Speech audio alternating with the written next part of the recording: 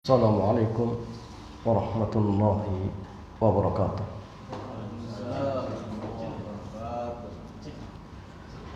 Alhamdulillah wassalatu wassalamu ala Rasulillah wa ala alihi wa sahbihi ajma'in. Amma ba'd. Ikhwan wa akhwati fillah, alhamdulillah di kesempatan petang hari ini Allah Azza wa Jalla kembali mudahkan kita untuk melanjutkan kajian kita pada kitab Bulughul Maram min Adillatil Ahkam dan kitab Minhatul 'Allam fi Syarhi Bulughil Maram. Dan petang hari ini kita masih pada kitab As-Shalah bab Shalatit Tatawwu. Dan tema kita berkaitan tentang karahatu tarki qiyamil laili liman kana yakum. Makruh meninggalkan qiyamul lail bagi orang yang sudah terbiasa. Jadi pembahasan ini juga menyinggung terkait tentang masalah pentingnya istiqomah ketika beramal. Karena ingat jamaah sekalian, amalan yang paling Allah cintai itu ya istiqomah, walaupun hanya sedikit. Sehingga ketika seseorang misalkan dulunya istiqomah melakukan satu amalan, setelah itu ditinggalkan, maka makruh jamaah, hukumnya menjadi makruh. Di sini jamaah sekalian, Al-Imam Al-Hafidz Ibnu Hajar rahimahullah membawakan satu dalil. Beliau mengatakan an Abdullah bin Amr bin As, dari Abdullah bin Amr bin As,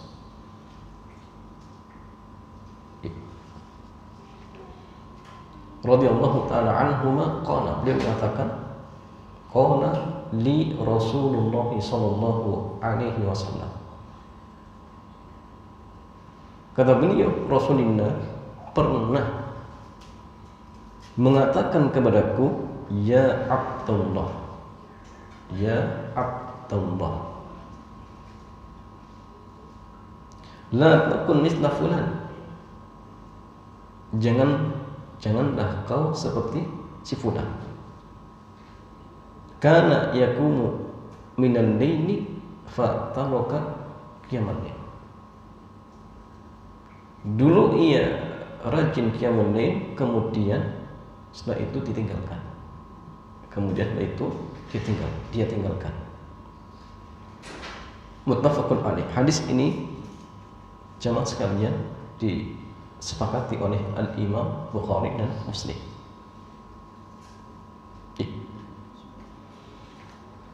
Berkata Syekh Dr. Abdullah bin Fauzan, al-kalamu alaihi min wujuh. Jadi pembahasan hadis ini ada beberapa sisi. Al-wajhul awwalu, sisi yang pertama, fi takhrijihi, tentang takhrij dari hadis ini. Fi takhrij itu rujukan hadis. Jadi kalau kita ingin mengecek sanad-sanadnya, jadi hadis ini itu ada di kitab apa saja. Maka beliau mengatakan faqad akhrajahu al-Bukhari. Hadis ini telah dikeluarkan oleh Al-Imam Bukhari, nomor hadis 1152, fi kitab tahajjud, di kitab tahajud, ya, bisa dicek di sana. Bab ma yukrahu min tarki qiyamil laili liman kana yaqumu. Jadi babnya terkait larangan dari meninggalkan qiyamul lail bagi orang yang sudah terbiasa.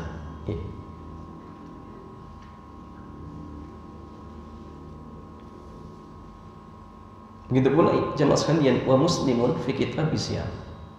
Hadis ini dikeluarkan oleh Al-Imam Muslim di kitab As-Siyam tentang puasa. Bab an-nahyu an shaumid dahri. Ya, bab larangan puasa dahar. Jadi puasa sepanjang tahun, ya, puasa sepanjang tahun. Dan nanti jamaah sekalian, puasa dahar itu ada dua makna. Kalau puasa dahar dimaknakan atau diartikan puasa sepanjang tahun, tidak ada hari-hari bukanya. Jadi artinya di hari-hari terlarang pun tetap berpuasa, maka sepakat ini diharamkan. Tapi kalau puasa dahar dalam artian puasa sepanjang tahun kecuali di hari-hari yang terlarang, maka di sini ada silang pendapat. Di sini ada silang pendapat terkait boleh dan tidaknya. Tapi jemaah sekalian, yang paling afdolnya adalah puasa Daud. Dan ini juga kisahnya dari Abdullah ibnu Amr bin As. Karena jemaah sekalian, apa namanya, beliau itu seorang ahli ibadah, ya, plus orang yang banyak menghafal hadis. Dan secara umum jemaah sekalian, yang paling terbanyak meriwayatkan hadis atau menghafal hadis itu Abdullah ibnu Amr bin As. Ya.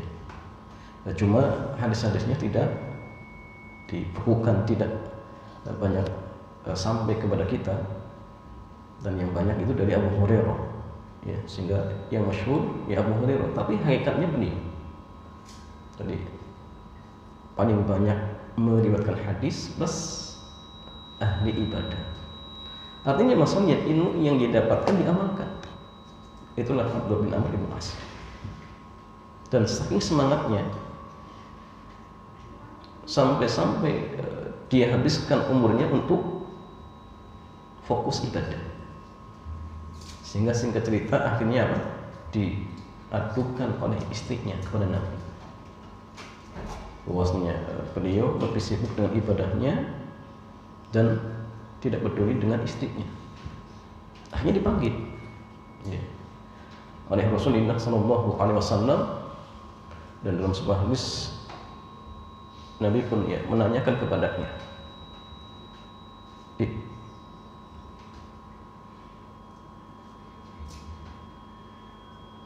"Waqala lahu anta wa kadza wa kadza." Kamu dikhabarkan kepadaku melakukan seperti itu. Qala, maka ia mengatakan, "Na'am, iya." Faqala lahu, kemudian Nabi mengatakan kepadanya, "Inna li nafsika 'alaika haqqan." Sungguhnya jiwamu terhadap dirimu ada hak. Ada hak. Wa inna li ahlika 'alaika haqq. Dan sesungguhnya keluargamu terhadap dirimu ada hak, ya, ada kewajiban.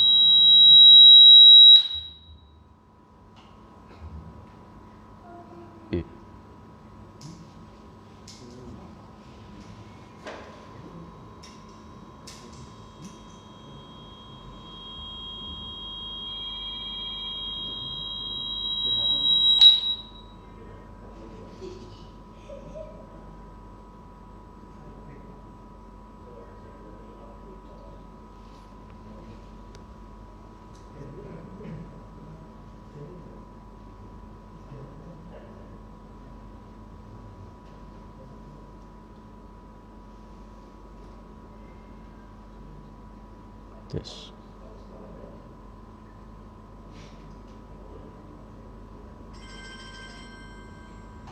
Tes, tes, tes, tes, tes. Tes, tes. Tes, tes, tes, tes. Tes.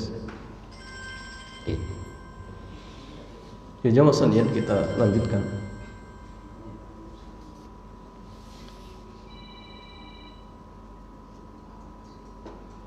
Wa inna li ahlika 'alaika haqq.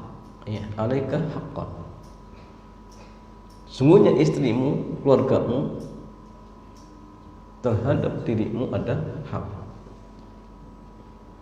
Wa li jazadika 'alaika haqq, dan jasadmu juga ada hak.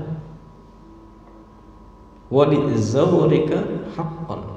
Begitu pula tamumu ada hak. Ya. Fasum wa aftir, maka berpuasalah dan juga berbuka. Artinya kadang puasa, kadang tidak. Wana wakum, dan tidurlah, ya. Serta silakan qiyamul lail. Jadi artinya masanya tidak kemudian seluruh waktunya digunakan untuk qiyamul lail. Wasum minasyahri salah satu ayat, dan puasalah setiap bulan 3 hari. Fa innal hasanah bi asyri amsalihha, karena satu kebaikan itu akan dilipat gandakan menjadi 10 kebaikan. Wa dzalika ka siyamid dahri, dan itu seperti puasa ya sepanjang tahun. Ya sepanjang tahun, karena 3 kali 10, 30. Jadi kalau sebulan rutin 3 hari, seolah-olah setahun puasa penuh. Jadi kemudian masalah, ketika Nabi menyarankan untuk puasa sebulan 3 kali, kemudian dia mengatakan, wahai Nabi, saya masih mampu lebih dari itu. Akhirnya Nabi menyarankan, ya hendaklah kamu ya puasa, kemudian sehari buka, sehari puasa. Dan dalam sebuah riwayat dikatakan bahwasanya tidak boleh menambah itu, sehingga sebagian para ulama kita mengatakan puasa sunnah yang terbaik itu ya Daud.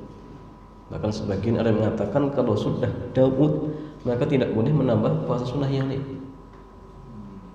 Yaitu pendapat sebagian para ulama. Walaupun memang ada perinciannya. Ada yang mengatakan kecuali kalau puasa tersebut tidak merusak Daudnya. Contoh misalkan Arafah, kan setahun sekali. Tapi kalau Senin Khamis ya merusak. Akhirnya apa? Tidak bisa Daud. Kan tidak bisa nyambung ya masalahnya. Tapi kalau hanya Arafah misalkan dan ini tidak merusak, maka tidak masalah. Ya tidak masalah. Ya jemaah sekalian,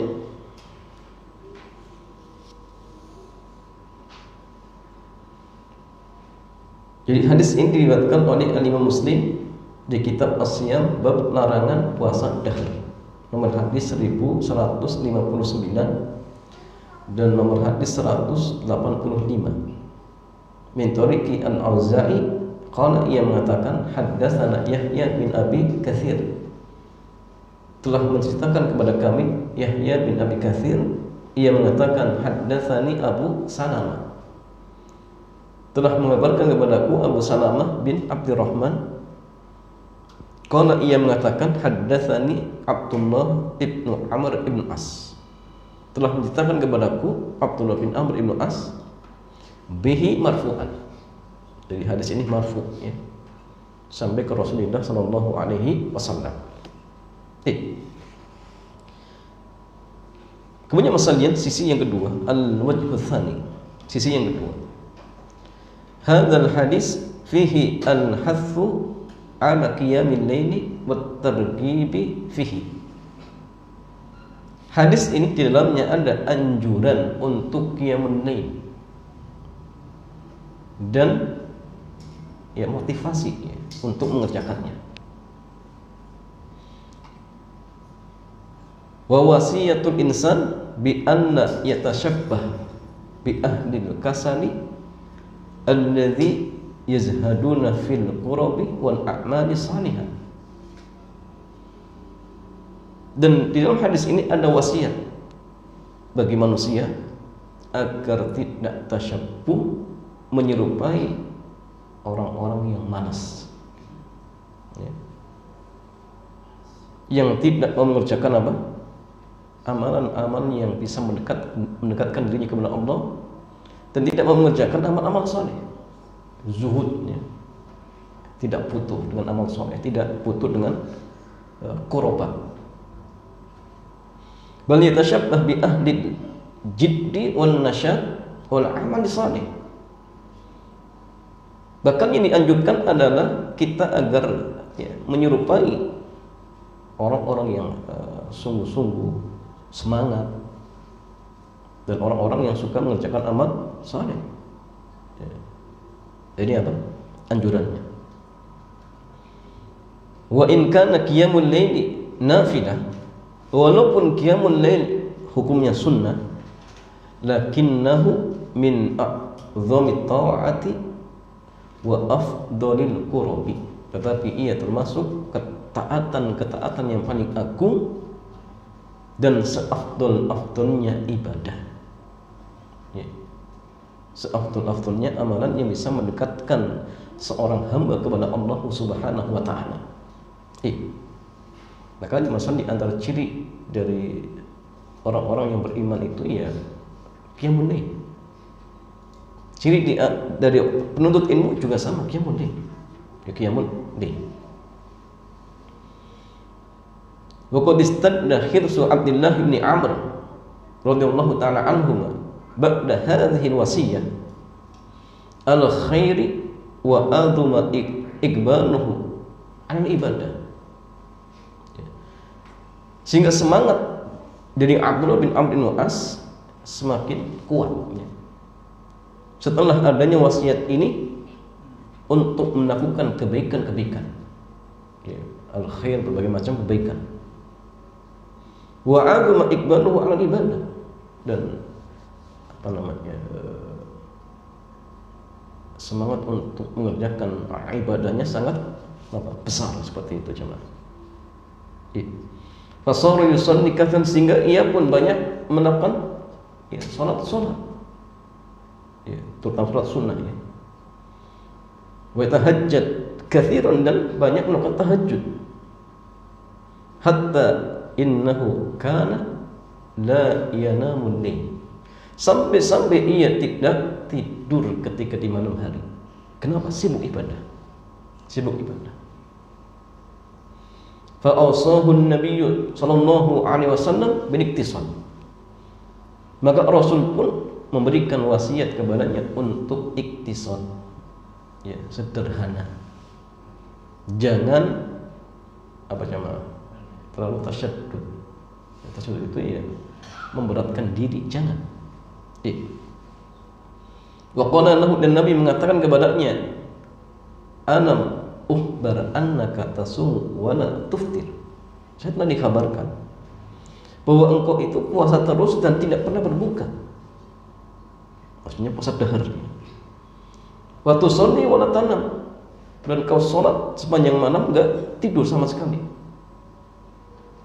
Fasum wa aftir, maka puasalah dan berbukalah, artinya kadang puasa kadang tidak. Wa qum wa nam, ya, dan berdiri atau qiyamul lail, dan tidur, artinya kadang-kadang ya tidur, ya. Bahkan sepanjang malam itu kalau bisa jamaah jangan digunakan untuk qiyamul lail dari isya sampai subuh. Bahkan yang terbaik itu tidur dulu jamaah. Tidur kemudian ya misal sepertiga malam bangun. Bahkan jamaah sekalian, ketika dibandingkan antara seorang sehabis isya qiyamul lail, salat 2 rakaat salam, tambah 2 rakaat salam, 2 rakaat sampai subuh, dengan satunya tidur dulu kemudian di sepertiga malam bangun, ya. Maka dari dua orang ini jamaah sekalian, yang terbaik adalah yang tidur dulu, bukan yang tidak tidur sama sekali.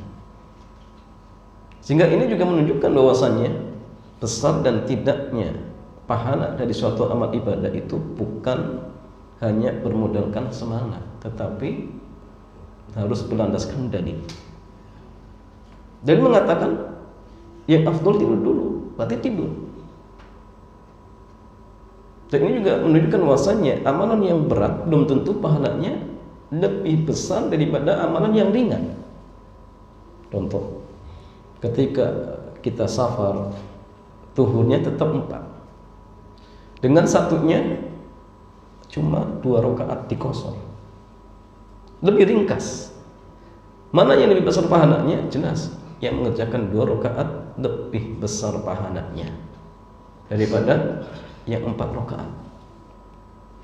Atau misalkan ketika dia safar di perjalanan, pilih ketika zuhur mampir ke masjid, pas asar mampir ke masjid, dengan orang yang pas zuhur di jamak, bahkan jamak qashar misalkan karena dia musafir, maka 2 orang tadi jamak saliyah yang lebih besar pahalanya adalah yang menjamak plus mengqashar daripada yang berhenti ketika setiap waktu sholat kerjakan 4 rakaat kemudian mampir lagi ke 4 rakaat.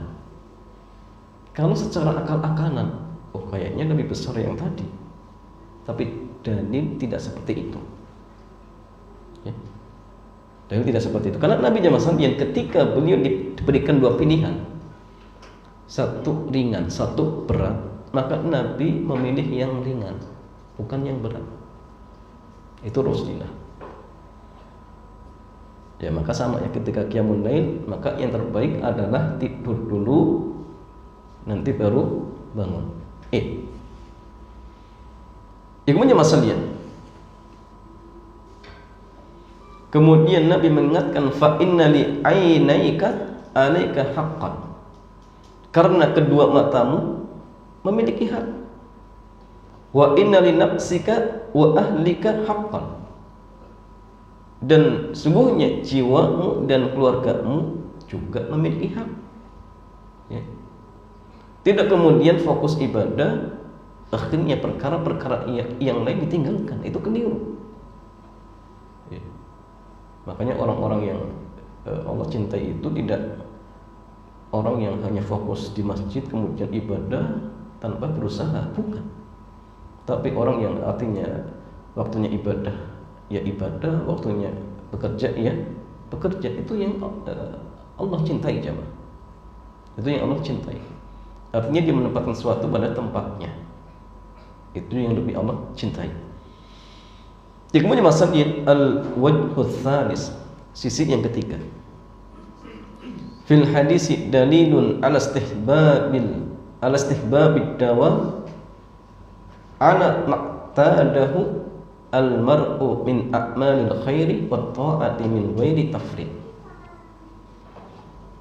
Di dalam hadis ini terdapat dalil dianjurkan untuk istiqomah, untuk continue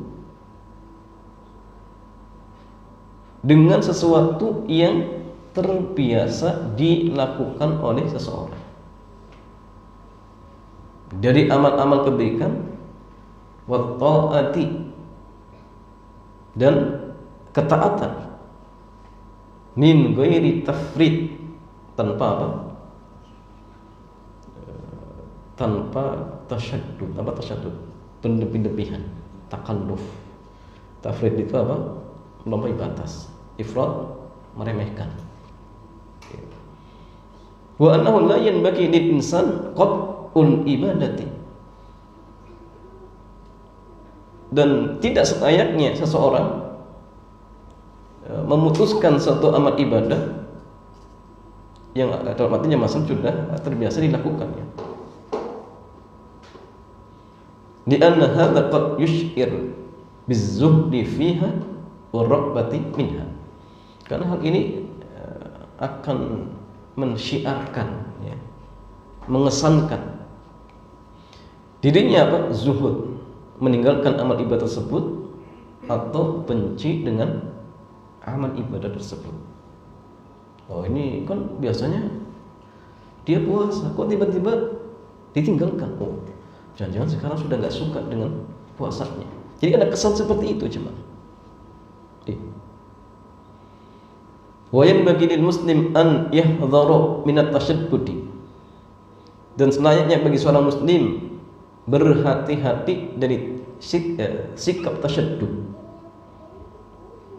Sikap melampaui batas di dalam beribadah dan membebani diri atau membebani jiwa dengan sesuatu yang dia tidak mampu dari amal-amal ketaatan tersebut.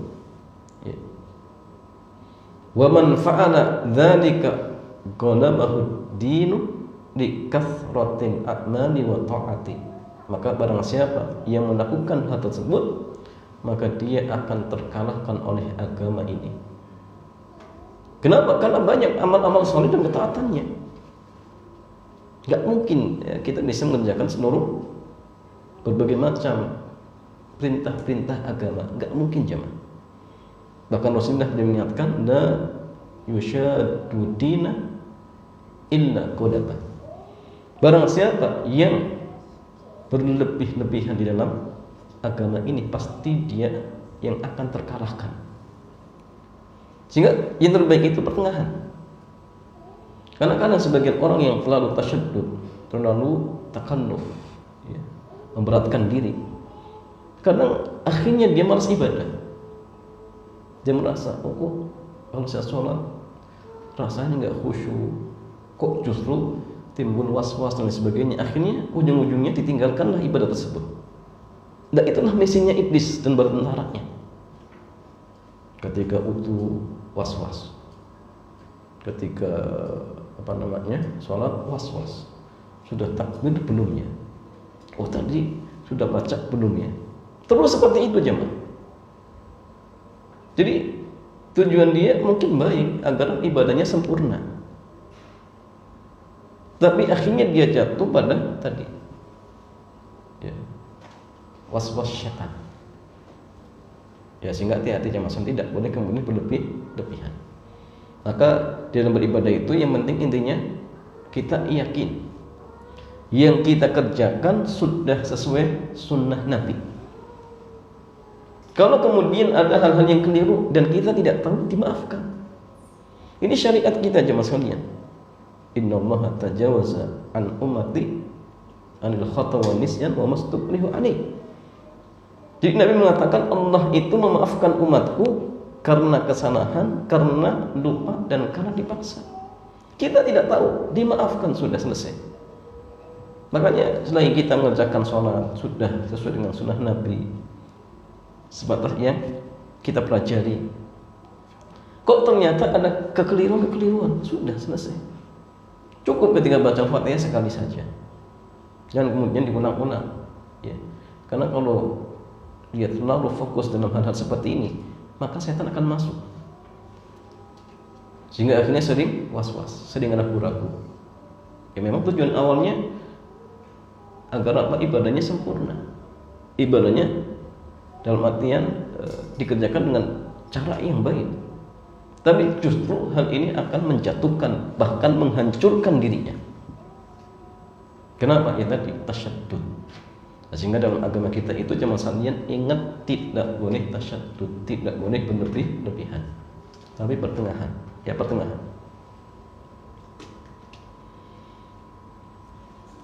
Fayakunu akhiru amri al-ajzu wa nikita.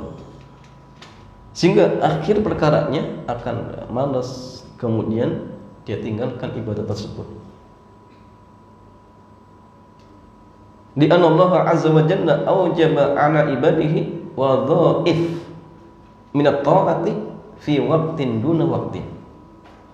Karena Allah azza wa jalla telah mewajibkan kepada hamba-hambanya berbagai macam ketaatan-ketaatan di waktu-waktu tertentu. Artinya di satu waktu, tidak di waktu yang lain. Dan ini ada tujuannya, jemaah. Ada tujuannya. Taisirun wa rahmatan. Sebagai bentuk memberikan kemudahan. Begitu pula rahmat, kasih sayang dari Allah. Subuh nanti waktunya lagi zuhur, nanti asar, dan itu ada jeda. Ada jeda.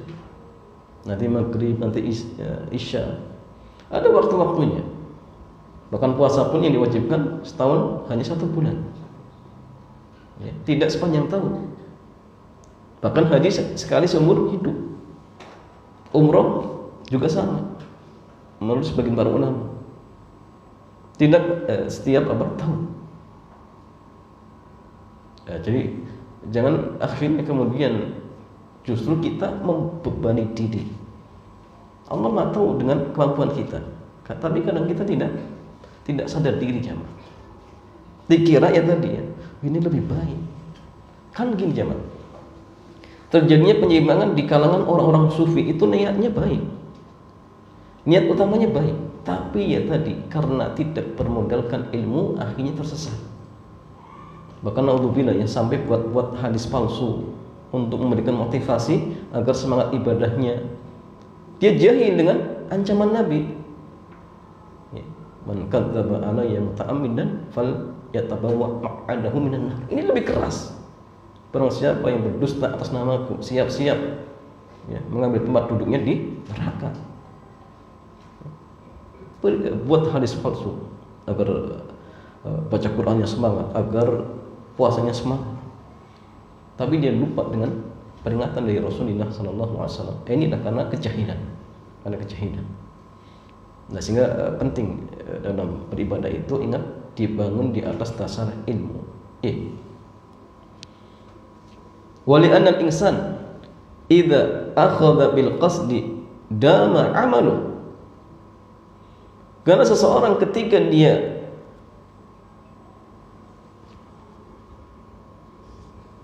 melakukan satu amal ibadah bil qasdi dengan niat, artinya kesungguh-sungguhan, maka akan istiqomah.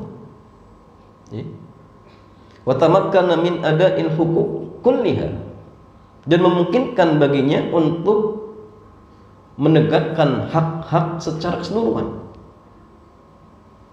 Haqqillahi ta'ala, baik itu hak Allah Subhanahu wa ta'ala, wa haqqin nafsi, dan hak dirinya, wa haqqil ahli, dan hak keluarganya, wal ashab, dan teman-temannya, bi rifqin wa suhulatin, dengan penuh rifqi itu ya kemudahan, kasih sayang ya, tidak memberatkan diri, dengan penuh rahmat ya. Waqad qala an-nabiy sallallahu alaihi wasallam, dan Nabi beliau bersabda, inna ahabbal a'mali inallahi adwamuha wa in qalla. Sungguhnya amalan yang paling Allah cintai adalah yang istiqomah walaupun sedikit. Yang istiqomah walaupun sedikit. Nah, ini penting kan. Bahkan amalan istiqomah itu kadang menjadi penutup akhir hidup seseorang. Terkadang ada seseorang yang datang ke seorang ustadz minta diajarkan zikir. Dia orang awam, nggak bisa bahasa Arab, tapi minta diajarkan zikir. Diajarkanlah zikir, dan zikirnya ringan. Kalimatani khafifatani fil lisan, thaqilatani fil mizan. Subhanallah bihamdi, subhanallah hin azim. Dicatat. Setelah itu dihafal. Dan hari-harinya diamalkan, plus didakwahkan. Setiap ketemu orang dia katakan, wa fulan qala an-nabiy sallallahu alaihi wasallam kalimatani khafifatani ala lisan thaqilatani fil mizan habibatan ila rahman subhanallah wa bihamdihi subhanallahil azim. Ketika di pasar sama, wa fulan qala an-nabiy sallallahu alaihi wasallam kalimatan, seperti itu jemaah. Sampai akhirnya suatu ketika dia kecelakaan dan pingsan ya, tidak sadarkan diri. Ketika dibawa ke rumah sakit, didorong oleh perawat, dia sadar. Dan ketika dia sadar, apa kalimat yang pertama kali diucapkan? Dia katakan, wahai fulan, qala an-nabiy sallallahu alaihi wasallam kalimatani khafifatani ala lisan thaqilatani fil mizan habibatan ila rahman subhanallah bihamdi subhanallahil azim. Terakhir dia mengucapkan kalimat itu, Allah cabut ruhnya. Dia meninggal jemaah. Ini kadang-kadang seperti ini. Sama ketika seseorang hari-harinya melakukan suatu amal keburukan pun kadang-kadang dia ditutup dengan amalan itu. Berapa banyak kita saksikan orang meninggal, na'udzubillah, di tempat-tempat yang tidak baik. Ya. Ternyata itu kebiasaan dirinya. Hari ini seperti itu. Na'udzubillah jamaah. Makanya maksudnya biasakanlah melakukan amal-amal kebaikan, istiqomah, walaupun sedikit. Ya, walaupun sedikit. Makanya Syekhul Islam ketika dia berbicara tentang mukjizat, karomah, maka kata beliau, karomah yang paling terbesar yang Allah berikan kepada wali-walinya adalah istiqomah di dalam mengerjakan suatu amanah. Ya. Karomah itu macam-macam ya. Bisa jalan di atas air, bisa keluar mungkin cahaya. Tapi dari sekian karomah tadi, maka kata Syekhul Islam yang paling teragungnya adalah istiqomah ketika mengerjakan suatu amal ibadah. Karena memang jemaah sekalian, sekilas mengerjakan suatu amalan yang ringan itu mudah. Orang sedekah sehari 1000 perak itu kan mudah. Tapi kalau disuruh istiqomah sampai dia wafat, dijamin jemaah sangat jarang, walaupun hanya 1000. Atau misalkan kita baca Quran sehari 1 ayat saja, tapi rutin setiap hari baca sampai wafat, itu hanya orang-orang pilihan saja ya, tidak semua orang mampu. Walaupun sekilas itu ringan. Makanya ketika seseorang bisa mengerjakan suatu amal ibadah dan dia istiqomah, itu karomah dari Allah. Karomah jemaah. Ya, karena tidak semua orang diberikan seperti itu. Gimana masalahnya? Fayanbaghi lil insan an yakuna lahu wirdun bil laili qadras titaatihi. Maka selayaknya bagi seseorang memiliki wirid ketika di malam hari, ya, sekedar kemampuannya, sebatas kemampuannya. Entah qiyamul lail, entah baca Quran, entah zikir misalkan, ya, silakan dikerjakan, ya, sesuai dengan kemampuan masing-masing. Kalau misalkan kita membaca hadis Nabi, ya, ketika beliau mengingatkan orang yang paling dibenci oleh Allah itu adalah orang yang hanya menghabiskan malamnya untuk tidur. Ya. Innallaha yabghadu kulla jabbarin jawad. Jadi Allah itu sangat benci dengan orang yang punya perangai kasar. Kerjanya suka teriak-teriak di pasar. Jifatan bin lail, ketika di malam hari tidurnya seperti bangkai. Himarin bin nahar, ketika di siang hari seperti keledai. Artinya ketika malam nggak pernah tahajud, ketika siang fokus cari uang. Bahkan ketika panggilan adzan pun tidak datang. Alimun bi amri dunia, dia pandai dengan urusan dunia, wa jahilun bi amrin akhirah, tapi jahil dengan urusan akhirat. Nah, ini tipe orang yang sangat dibenci oleh Allah. Maka jangan sampai kemudian kita jadi orang seperti ini. Bagaimana caranya? Jadikan malamnya untuk ibadah. Jadikan malamnya untuk ibadah. Qala Ibnu Abdul Bar, la khilafa bainal muslimin, tidak ada sidang pendapat di kalangan kaum muslimin anna salatan lail, bahwasanya salat lail itu laisa laha haddun muhaddad, tidak ada batasan tertentu. Wa annaha nafilatan, wa annaha nafilatun, bahwasanya ia adalah nafilah, sunnah. Wa fi'lu khairin, dan amal kebaikan. Wa amalu birrin, dan amal sama ya kebaikan. Apa bedanya khair dengan bir? Pernah sebutkan ya, ada bedanya. Khair kebaikan, bir juga kebaikan, cuma ada bedanya. Apa bedanya? Sempat disampaikan, coba dimurjahan lagi. Faman syaa istaqalla, maka barang siapa yang mau, ya silakan kerjakan walaupun sedikit. Faman syaa istakthara, ya, dan barang siapa yang mau silakan ya kerjakan sebanyak mungkin sesuai dengan kemampuan masing-masing. Wallahu ta'ala a'lam. Allah ta'ala huwal muwafiq wala ilaha ghairu wala rabba siwa, ya, wala rabba siwahu. Wallahu ta'ala a'lam bissawab. Ya, ini jamaahnya penjelasan singkat dari Syekh terkait tentang makruh ya bagi orang yang meninggalkan qiyamul lail dan dia sudah istiqomah. Dan ingat, ini juga dikiaskan untuk amalan-amalan yang lain. Kalau kita sudah istiqomah, kalau kemudian setelah itu ditinggalkan, maka makruh hukumnya. Ya, makruh hukumnya. Ya, demikian, mudah-mudahan bermanfaat. Kita cukupkan. Subhanakallahumma bihamdik, asyhadu an la ilaha illa anta, astaghfiruka wa atubu ilaik. Assalamualaikum warahmatullahi wabarakatuh.